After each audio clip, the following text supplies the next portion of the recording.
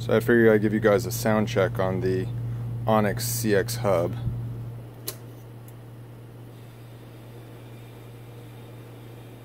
Not completely silent, but as quiet as any hub out there, quieter than any hub out there. Drag's pretty low. Still has a lot of points that are touching the driver body, but totally respectable. Definitely lower than some of the vertical sawtooth profile hubs out there.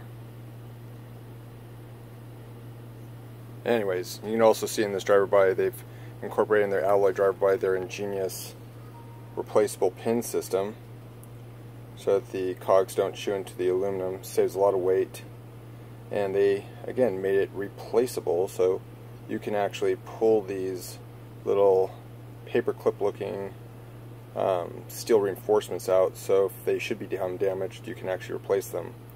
So absolutely no reason to run a metal driver body of any sort. Yeah, it's really good design. So that's it. Just want to give you guys a quick review on the Onyx CX hub. We're out.